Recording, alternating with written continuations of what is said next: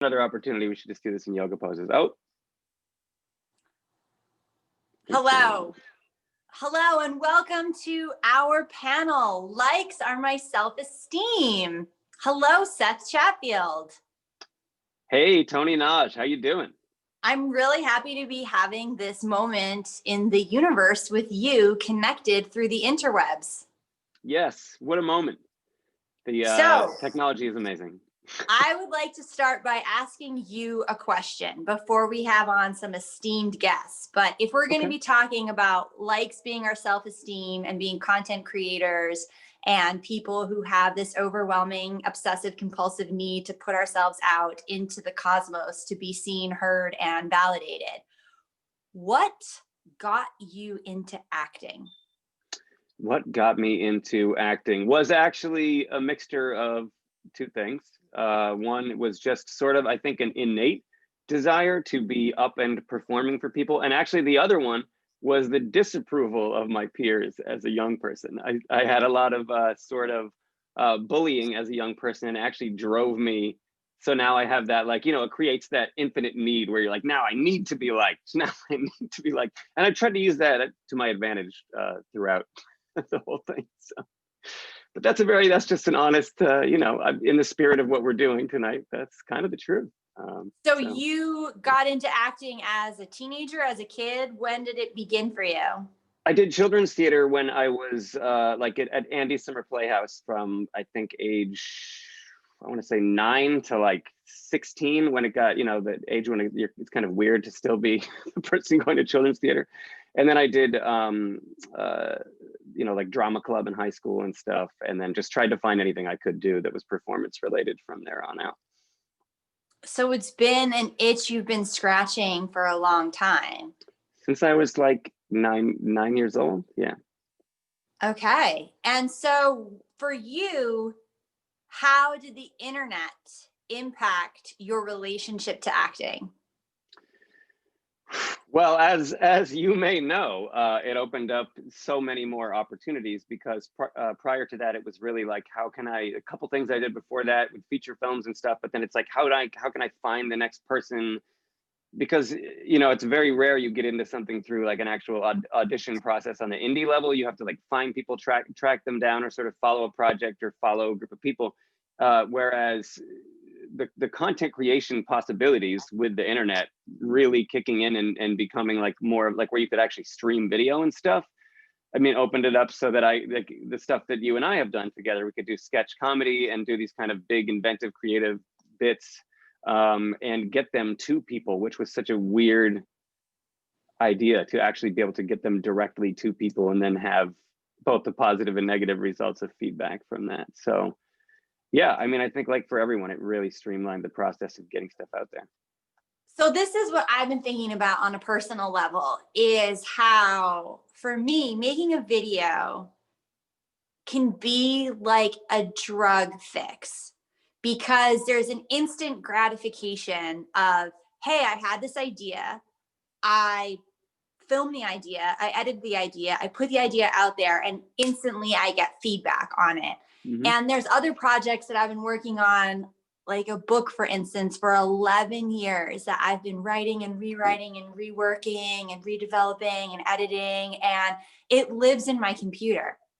Like, there's the only interaction with that art form is a personal one. So in a way, it's like the book can be more healing because I'm not exposing it to the wider world.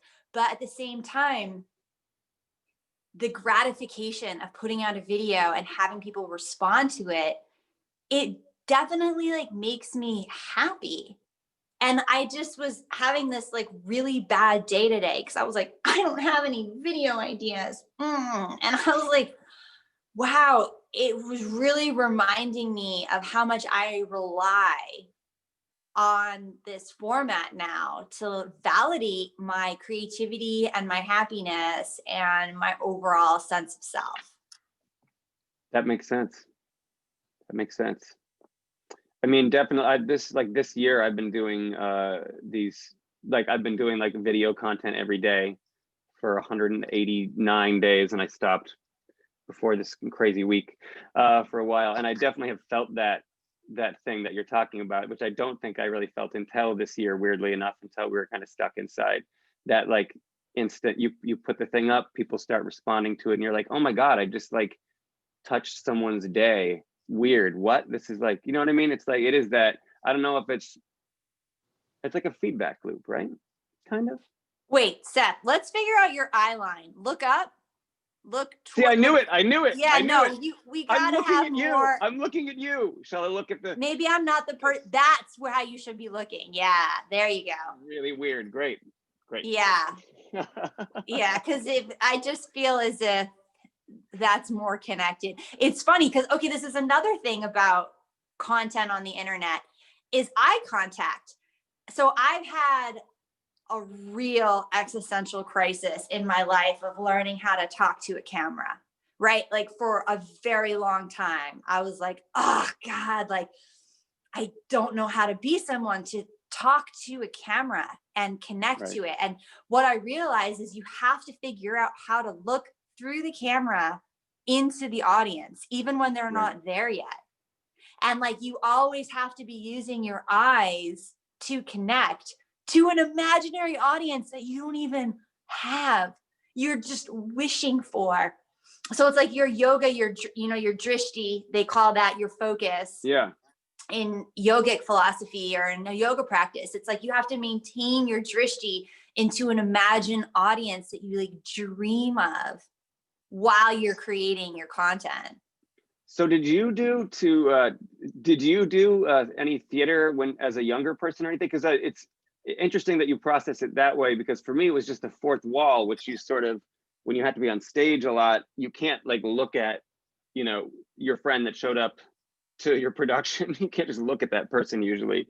So you have to like cultivate that drizzy of the invisible space thing you're talking about, that like focus on the, do you know what I mean?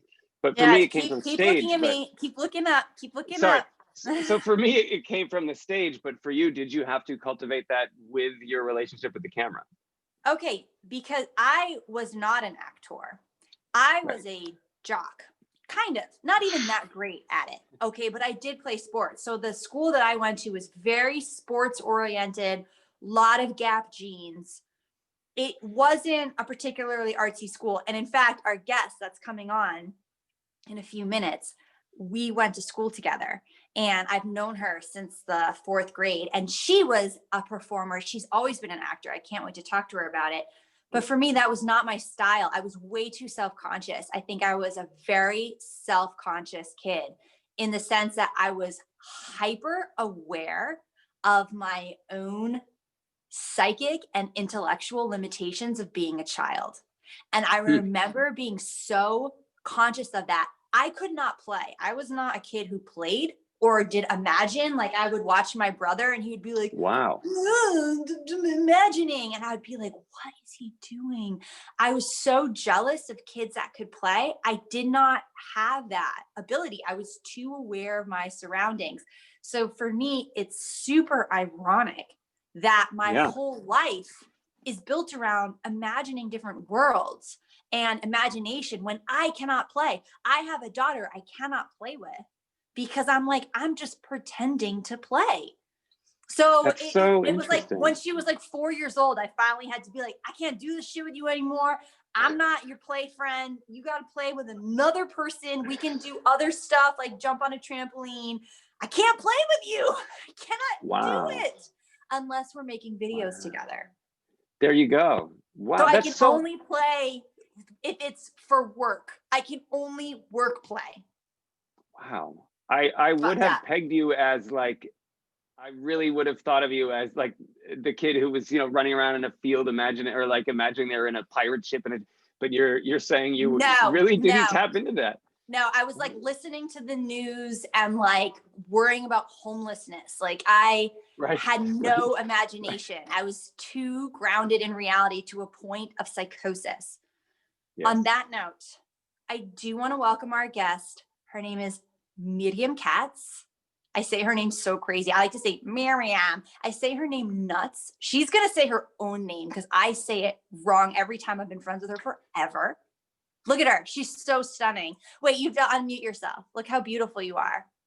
I just didn't mute myself. Thank you. I'm going on a lot of online dates. Wait, am I looking in the right place? Because I just want to look at you, but now I'm looking at camera. Well, okay. Yeah. If I'm looking at you, does it look crazy? We just talked about no, this. that looks good. No, I was listening. Wait, Toni, right now I'm looking It's at very you. difficult. Does that look crazy, or is this better? That's better. Or is this? I know it's No. better, but is this okay? Up. This is Yeah. better. No, up at the camera. Yeah.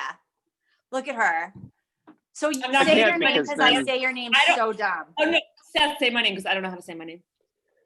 It's Miriam Katz, everyone. He said it great. Oh my God, Seth, I'm always gonna have you around to say my name. Awesome. Seth There you go. says my name fantastically. That is maybe Seth's life's essence. Like that's like what he's put on earth for, is to say my name perfectly. Say my name, say my name. Seth, say my name. Sethfield, Chatfield, say my name. Say my name, say my name. That like what's frustrating about looking in the camera is that I can't look at either you, who I love so much, you're so beautiful, or myself. I know. It's very frustrating. So Very frustrating. medium cats, medium. I did get my sets that I can online. Yes, darling. It's brutal to be looking at the camera, not you, because I love you so much. Okay? Everything's cool? Yeah, no, I think your audio froze for a second. Yeah. Was I frozen in a good way? Like, was I like? I'm always frozen like this. Yours is very like Max Headroom. Do you remember that? Is that? Oh yeah. Yeah. Okay, so Miriam, I'm going to ask you a question. Okay, but are you recording this? It's live. Streamed it's live and and recorded right recorded.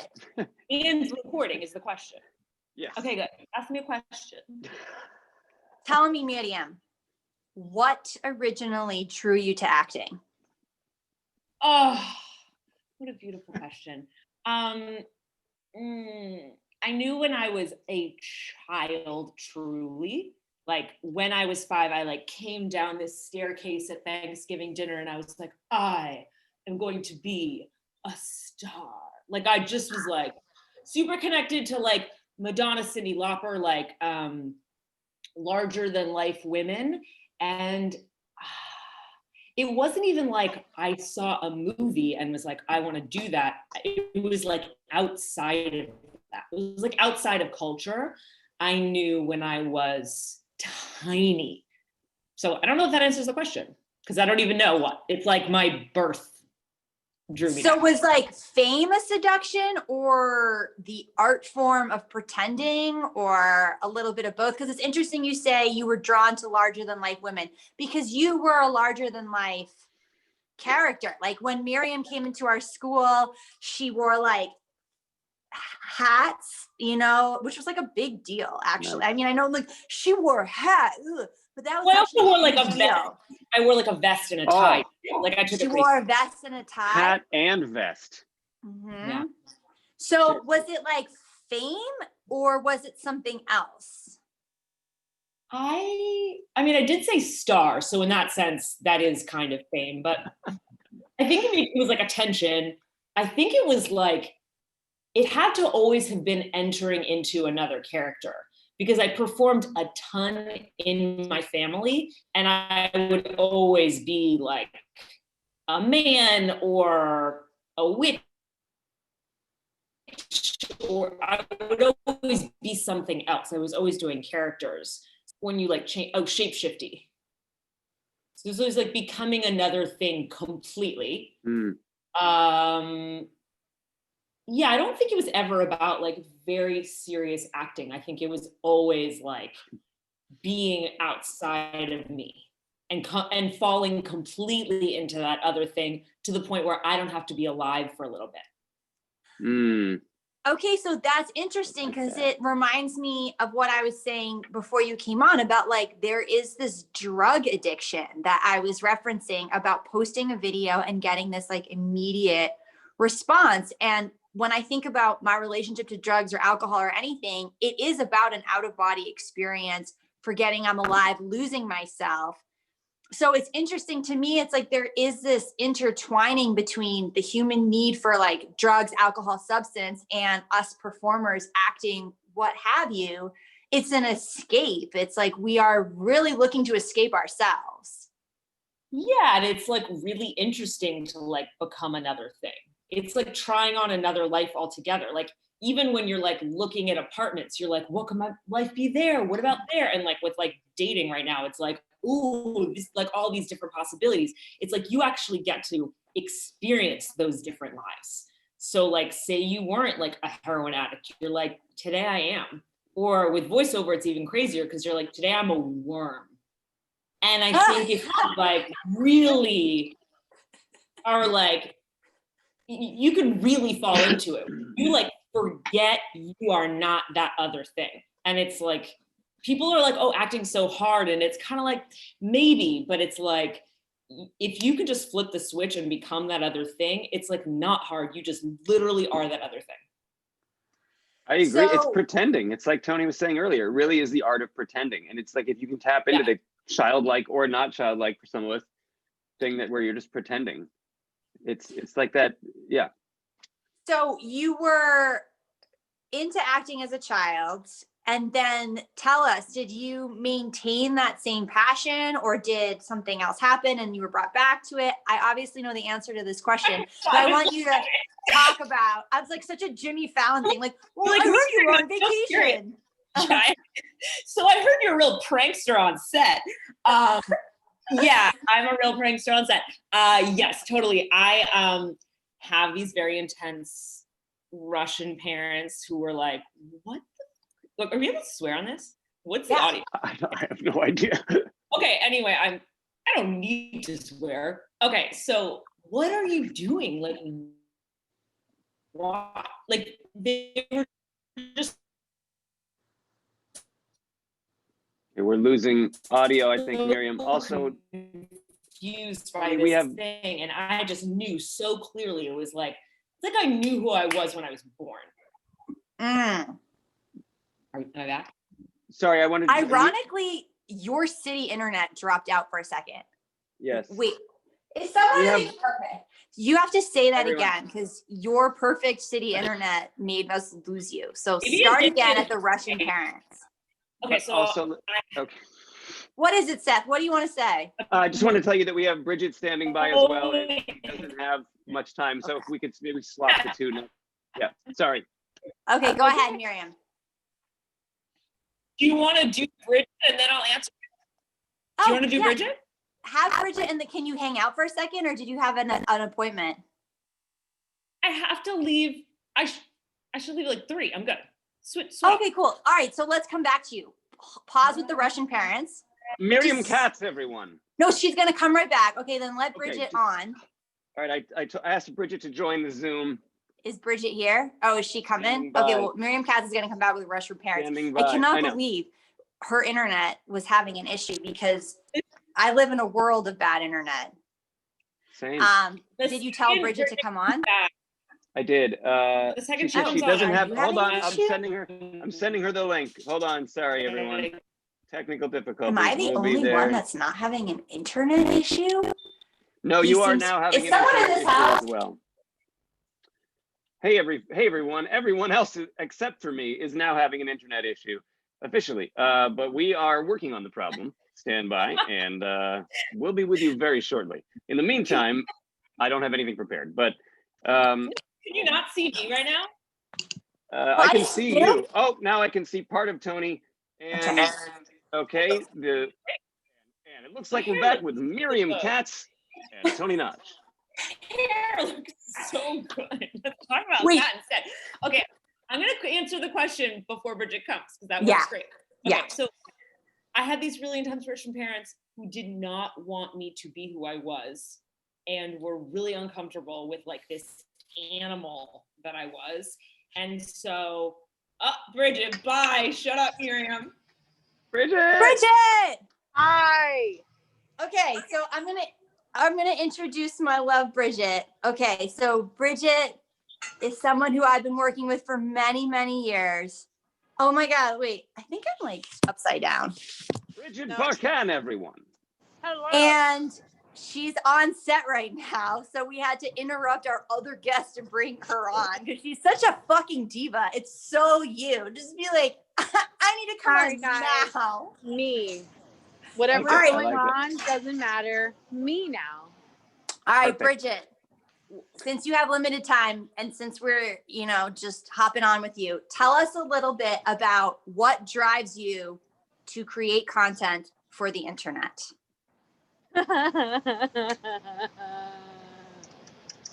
That right there. Tears, pain, sorrow, the desperate need to communicate and experience through my creative juices and have it be drunken, devoured. So you feel To complete a process, to not live in my own little bubble of creation, but to say, I made a thing and I'm sharing it so that you can experience the thing that I made, and that maybe it'll make you feel the way I felt when I was making it, which was either really good or shitty or whatever, but just like a mutual experience, and to be loved. to be loved. I guess, So I guess it keeps so. coming back to that. So for I think you, on some level, yeah. when you create things, do you feel loved? Do you feel when you put yourself out there, do you feel the love that you're looking for?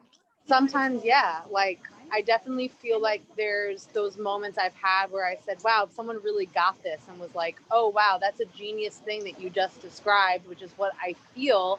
And you put words to it, and words and a visual to what I experienced. That feels like a completion of a process. So that feels like love. Because that's what love is, in a way, is that someone understanding you. And like, right? So it's like when someone understands your work, you're like, oh, they love me. Makes Okay, sense so to me. for you, it's about Maybe. understanding, connection, and love. But a lot of people would say, the internet is like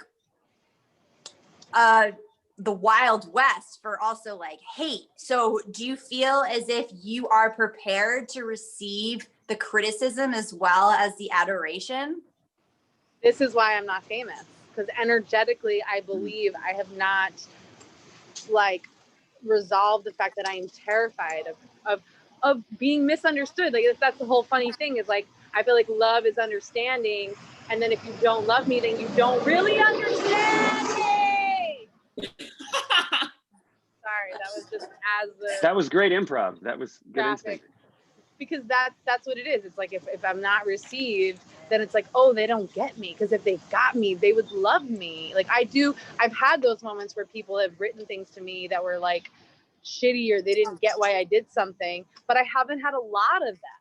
And I think that the more exposure you get, the more you welcome in, trolls and critique and people misunderstanding what you're doing. And then So you have to you think more are about afraid. what you're. I am afraid. I'm not. Yeah, of course I'm afraid. And I think that fear kind of energetically has protected me on a certain level, because I'm super sensitive, and I really don't like. I'm critique myself so much as it is. But I think that in some ways that has liberated me over the years, is like my acceptance that I'm gonna say the worst things about myself before anybody else does. Right? We've talked about that. You're like, I say horrible things about me, so you don't have to. Yeah. Yes. Yeah. I will tell a quick story about poison working with Bridget. Morning. One time when we were writing together, and I wrote a line, and she just looks at me and she goes, "That's not funny." And I was like, first of all, it is funny. And second of all, I don't think you're allowed to talk to me the way you talk to yourself in your head.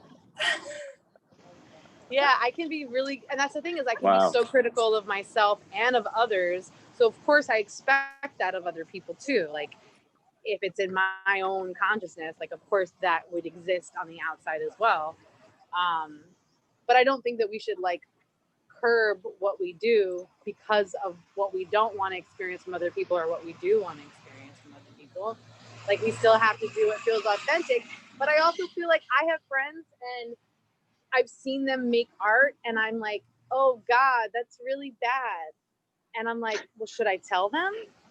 Should I be the person? Or am I just like, should I just keep going, good job, guys?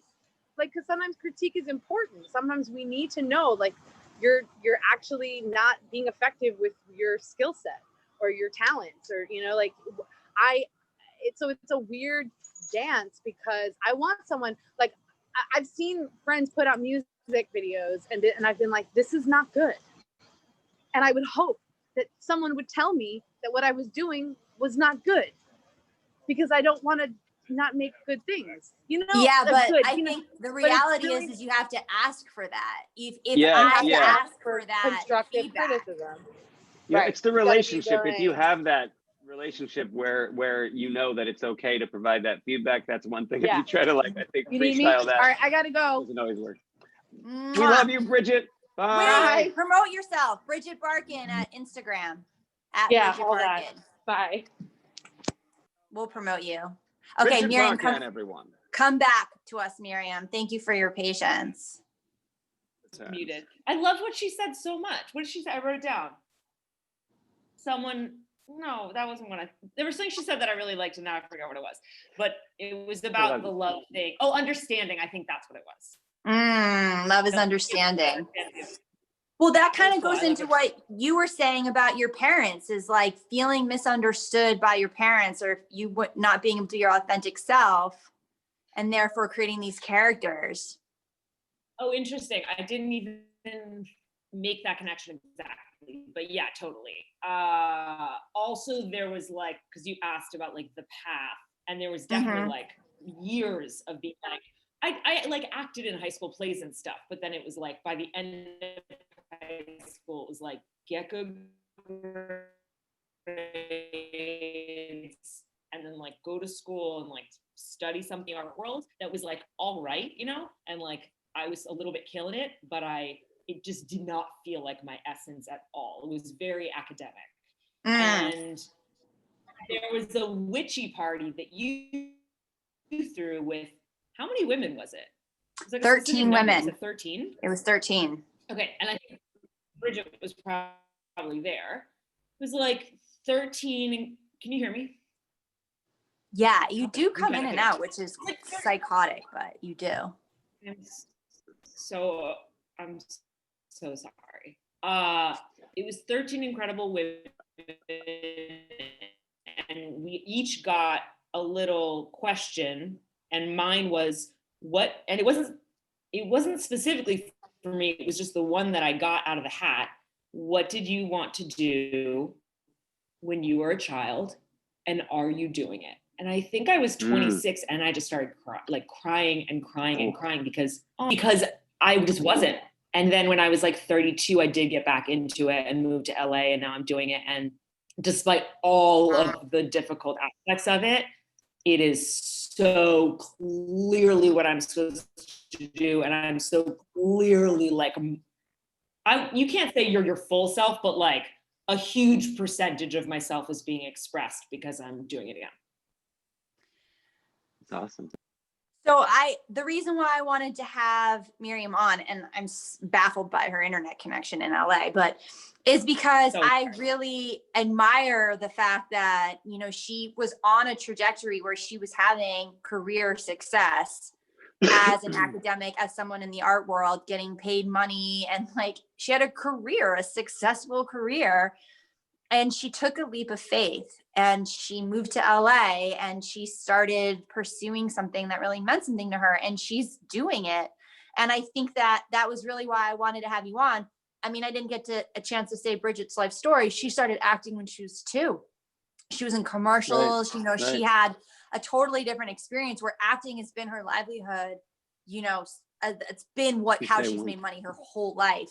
So I think the juxtaposition of you two is both really beautiful, because you're both really like powerful, interesting women that have come at this completely from different spectrums, but are, finding success, finding yourself, finding your voice. And I think as a person, watching this, assuming someone is, that would be very interesting to realize that like, there are many avenues, there is no path, so I really appreciate you sharing your story with us, because I find it really inspiring. And also Miriam's incredibly talented. She's been in a bunch of my movies, and she's been in my sketches, and she's been in a lot of other people's films. And she's super talented. And it actually hurt me to think of you not performing, knowing you as a child. Also, she has an amazing singing voice. Thank you.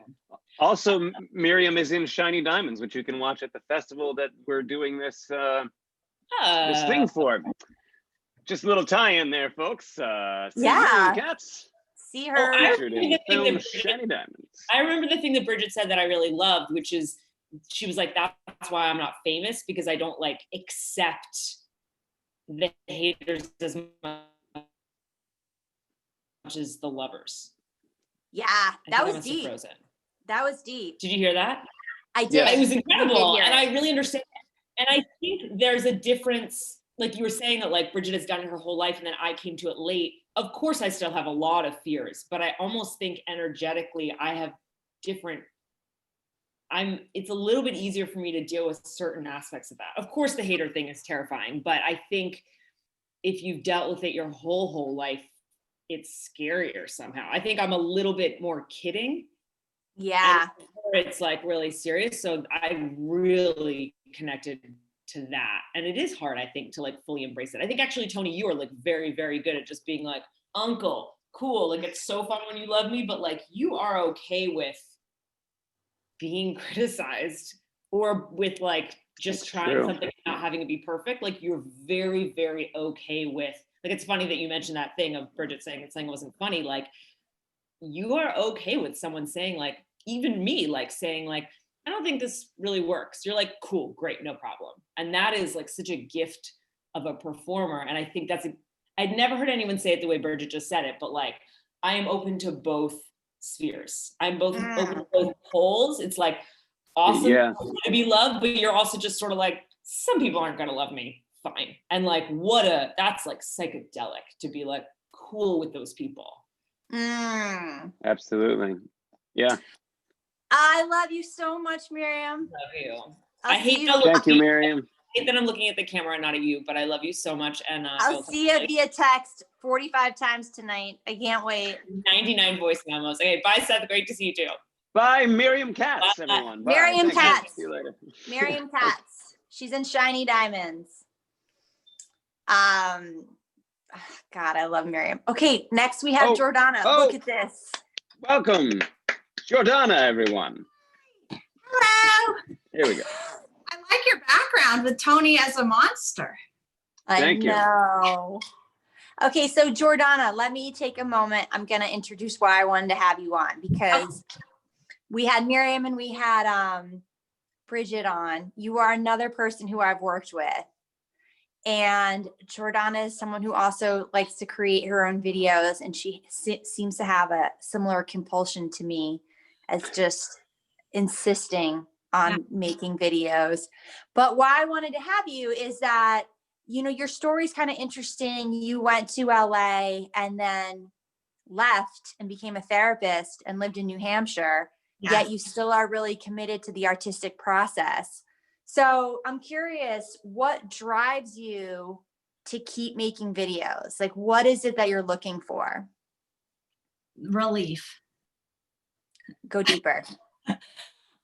I am looking to express myself. I think I always think that therapy and making things are very interrelated because of the creative process, obviously. But I think I've always wanted to express myself. I was an only child. I always wanted to. My dad was a bullfighter.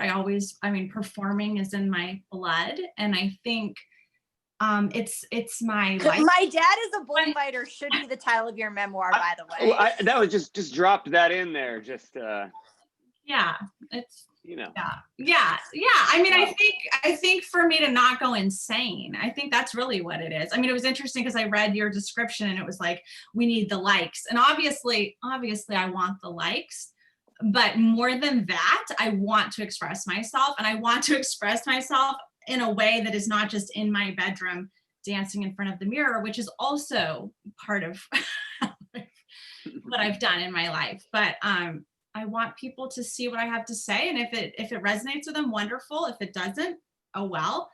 But it's sort of about, it's about me, and it's about me making space for myself to be like, I have stuff to say, and I'm going to say it whether one person watches it or a million, which, you know, no, I don't think I've had a million people watch it.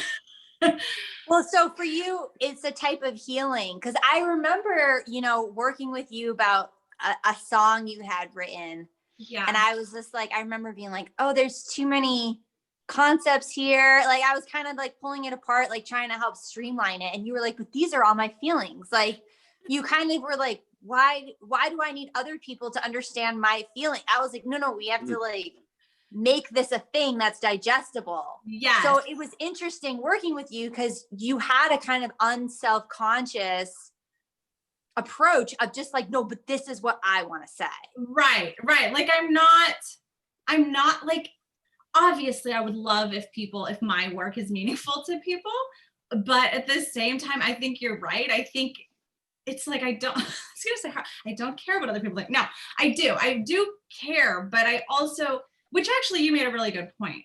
I did have too many ideas in that song, and I did need to pare it down. I think sometimes I'm like, I keep things down for a while. Ha ha. Anyone who knows me would not think that's true, but you know, I don't put it in something. And then there's like an excess of, I need to say all of these things. And you're like, you know, maybe have a theme. And I'm like, the theme is me and what I think and feel. But in order for other people to, as you said, digest, probably that's useful. That's helpful. Yeah. It's like, there's a mania. You know, I feel like a manic person. I know Seth is quite manic and you're pretty manic, Jordana, as well. Yeah. And I do think that mania can be a part of it because like for me, having someone edit me is like, has been really crucial. Like Miriam, our previous guest who you didn't get to meet, but you know, because you were in a movie together, one of my movies, she will edit my stuff or I'll show her something and she'll be like, no, or she'll be like, this is too long, or we'll go through something. And it's just like having an outside eye. I've like really honored that process because, you know, I have also emotional diarrhea when it comes to, oh, I want to say all the stories right now. Yes. So having an editor, having someone invested in what you're doing and like kind of helping you be more quiet, because I guess it's interesting. It's like the more quiet you are, then your words can be louder. And that's something that's hard for me because I have so many words. Well, I do think you have to have, I mean, any artist, if you don't have mania, then you're like the exception, I would assume. Like, I think. Yeah, how do you do it? How do you even do it without? How do you have the energy? I think, I think artists, they have to. And I think that obsessive, compulsive, I have to. I mean, I think that's the through line is like, and I don't know if y'all have this, but I definitely like will get in modes where I'm like, I'm never going to create again. I'll never have an idea again. And like, I really in that moment believe it. And I'm like, I'm over, like, I have nothing. And I feel freaked out because I'm like, I just want to watch movies, or all I can do is read, or all I can do is take naps. But then when it hits me, forget it. It's like, I have to do it now and I will not stop. And you know, people may find that unappealing, but those aren't my people. So. Yeah, that's a great description. That's a similar process here, I think. So, and I think what's interesting about you, Jordana, and I wanted to talk a little bit about this. It's like you get a lot of unprofessional people to be in your videos. Yeah. You know, so it's like there's always this wrangling that you kind of do. That you know, and as being someone that you've wrangled before, you know, because I've filmed some of your videos and edited some of them, you know, back in the day when you were living here. Talk to me about like wrangling people into your ideas. So yeah, like that is a thing. Like I remember living in New Hampshire, not, you know, there to be a therapist, there to work at a drug rehab, but having this creative outlet, like I have to express myself in this way and I have to make my movies. And not like my first stint in New Hampshire, I didn't have like a creative group, which was so hard. But I didn't have as creative a group. The second time I did, but I would go into the grocery store. Like if I had an idea for a movie and I needed to interview someone, or I would literally, like, I have no shame when it comes to, like, I would be in the grocery store either to a worker or to a customer and be like, so would you be down to come to my house or in the hallway or just outside and let me film you answering these questions or doing this thing? And I definitely know that there are people that have thought I was like hitting on them, or and I'm like, no, like, I think other friends have had to tell people, like, at the grocery store, like, she's not hitting on you. Like, she just wants you to be in her film. And I have asked waiters. I was so mad once because I had an idea for a video but I didn't have an actor. Like, I didn't have a guy and I needed it to be a guy. And my mom and I were at dinner and I was obsessing, just like so angry. Like, I have this idea and I need to do it now. And I don't have the guy because this guy wouldn't do it now. I hate this guy. And my mom's like, it's too bad that waiter. I mean, and I was like, that waiter would be perfect. And then I was like, wait a minute, that waiter would be perfect. And, you know, sure enough, the guy was like, well, I have a day. He's like, when were you thinking? I was like, tomorrow. And he's like, I have a day off tomorrow. And, you know, I made my friend come too. So in case it was like a creepy situation, either for me or for him, you know, but I have no shame when it comes, if I want to make something, like, I don't care. If you think I'm a freak or a weirdo, well, that's for you to think, but I can make you a star. So why not be in a fun project? Yeah, no, I noticed that about you, this like lack of shame when it comes to like getting people involved in what you're doing. And it is something that I've always respected. And do you feel as if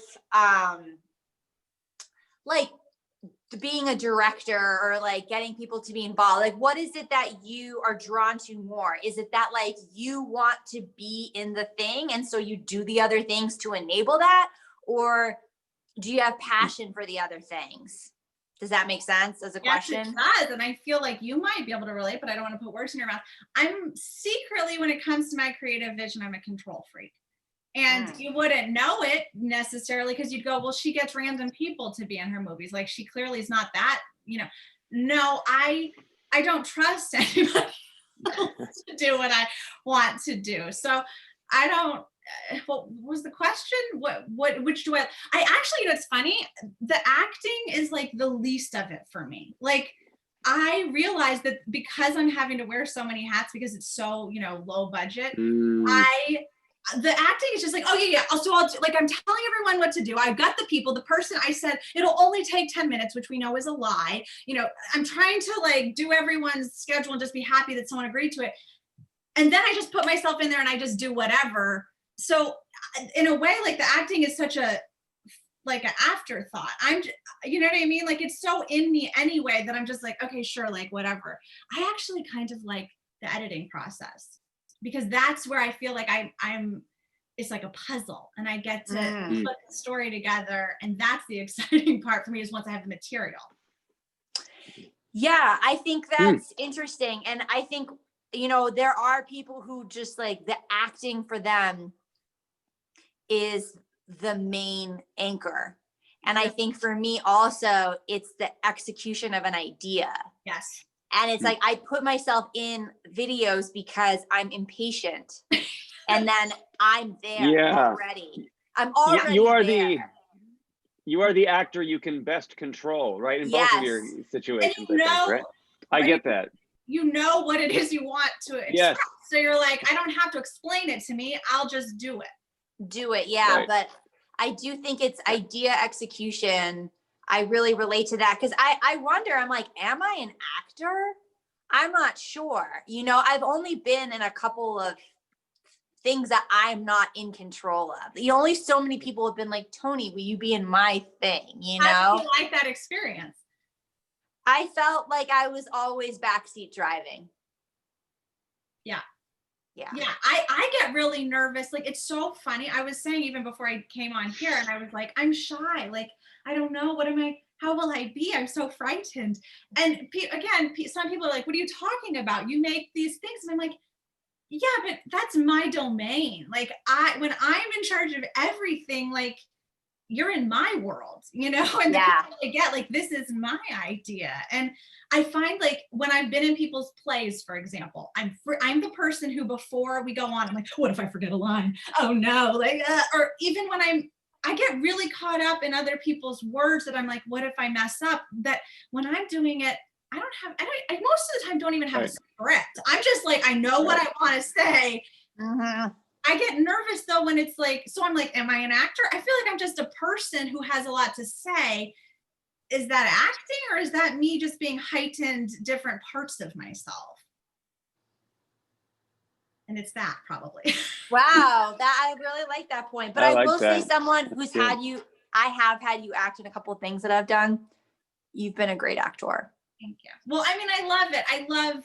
But it just reminds me, like when I lived in LA, and look, I never tried to get an agent, which should explain already, like my second year of drama school, the people would come for industry week. Once a week, someone would come and they'd all disagree with the previous advice of the week before. So there was like no consensus on how to be an actor. But I just remember like getting grossed out by the whole scene and like, well, don't cut your hair because you're going to want to look like your headshot, and make sure that you do this and have a job that does that so you can. And I don't like that level of other people kind of calling the shots for me. Like that just never, like be the drug dealer's girlfriend or look like Jessica Alba. And I'm like, there's so many people that are willing to like get a nose job and have fake boobs. And like, I don't care really about that other person's thing. Like I care about my friends' projects, and obviously there's great people that I would love to work with, but my mind excites me. That's a great thing to have. Yeah. On that note, Jordana, I'm gonna say goodbye to you. My mind excites me is thank you, Jordana. a fucking t-shirt, and that should be the title of your second memoir. My mind excites me. You guys, I really love that. Incredible, and I'm so excited about all the work. I love the prolific. I mean, it's just so much, and it's like it's always something. And you're an inspiration, both of you. And I hope when this COVID is over, we can work together again. I look forward to it, my beautiful friend. Mwah, mwah. Bye. Okay. Bye. See you. Oh, sweet girl. Okay, so Good times. Seth, what did you think about what everyone was saying? I mean, you didn't get to talk much because I was doing all the talky to them. But I know I it's want to know what very you have to say. difficult, but it's I mean, it's interesting. I feel like I identify with parts of what each person said. It's really interesting how everyone has such a different approach, and we're all sort of engaged in the same process, but from such a different angle. And I was kind of thinking as I was hearing each person talk, oh yeah, that's me too. And there was like a piece of each thing where I'm like, oh yeah, that's me too. But yeah, it's really interesting that, like you said, how Bridget started, was like a very young child actor, and sort of like growing through that to where she is now, continuing to do that and appearing in films and TV and stuff. And where, Miriam sort of found her own truth again, and then pursued it and ended up also, appearing in films and things. And it's just such an interesting thing. I had more of a, it's fun. And Jordana also, with her point about creation, that while I'm only been a director a couple of times, as far as like with a film, I definitely, as an actor, I approach that thing the same way that she's talking about, where it's like you're kind of your own puppet, or like you had also said, like it's more efficient, it's easier if it's you. So like if I want to see a thing, even if I'm given a job as an actor, and then I want to see that person, me, do the thing really well. So then it's just sort of like, yeah, it's interesting. And then like once you start making your own stuff, using yourself is such the go-to, only because you have total control of that human puppet. Total control. You don't have to ask, hey, would you mind doing this, or could you do it again this way? You just know. So I think they all made excellent points about the different aspects of pursuing this craft. Yeah, and I think on a personal level, there are a lot of common themes, but what I will say about each of these women is that everyone kept trying and everyone kept doing it. I mean, myself included and yourself included. Yeah. And I just think that there are instances where you're just Justin Bieber, and things happen for you really fast. Right. And for others, it's a really, really slow, consistent burn. And it's hard. I mean, I talk to Miriam about this a lot. It's like my own frustrations of, you know, wanting to be somewhere or something that I'm not yet. But there's so many amazing, deserving comedians, content creators, artists, filmmakers, you know, that it's just like, you just have to keep doing it. That's the only thing. The one thing I'm 100% sure of is that you will never get any success if you stop, you know? So it's like, you just have to keep trying, which is kind of interesting because you may try. I mean, for me personally, like when I hear of an artist that died unsuccessful and then is like super revered, that to me, that's like, oh, that's hell. You know, I'm like, I couldn't even imagine the horror of like being appreciated posthumously. I'm like, what the fuck? Wow. You know? I'm into it. I love Jordana's perspective. She doesn't seem like that. So it's funny, if I were to be totally honest with myself, it's like there is, of course, like all of these motivations that are like, I'm motivated by like art and, you know, being part of the collective consciousness. But there is like this need for validation that I'm alive for. That was what I kind of opened up with initially. I didn't realize I'd be going so deep so early. But yeah, it all comes back to, I think, if we're all being really honest as performers, I mean, you don't do this because you don't need validation. You would just do literally anything else in the world. You would never, ever do this. Why would you ever spend your time creating? And, you know, it's not a pathway to any kind of direct financial success by any stretch either. It has to be a labor of love. I think the one thing I've learned about it over the time that I've been doing it, which like has been forever. I think the one thing I've finally started to learn is that you really have to do it. And what all of these women have said, and what you've said as well, because you need to. And if you're not doing it because you need to, then just find something else to do, because there's so many other things to do. Yeah. And if it's something you need to do, you just have to keep doing it. And I think that why I'm so inspired by all our guests and why they mean so much to me is because we all have that in common. And I do think that life is short, and I tend to surround myself, and I'm attracted to people that have that artistic drive, you know, and it doesn't have to be the ambition aspect of it, but the drive is sexy to me. The drive is, you know, contagious and appealing. And I think that that's, you know, what we want to leave people with today is just keep trying. If this is something that speaks to you, keep at it and experiment. I would say experimentation is a big part. Yeah. And I think make sure your definition of success is something more like having continued opportunities than reaching a certain financial or fame related goal. Having continued opportunities is great success, don't you think? That's beautiful. I love that. So I think we should end on that. That's wise. It's been really fun. And Seth, you've been someone I've worked with for a very long time. I appreciate your openness and your willingness to do things that you don't always want to do with me. It's been very fun. I'd have to just say the same back to you. Thanks for continuously giving me opportunities to do insane things that I didn't think I wanted to do. And then I find out that I did. So goodbye, friends. Thank you for coming. Bye, everyone. Thank you so much. Thank you so much, Mona.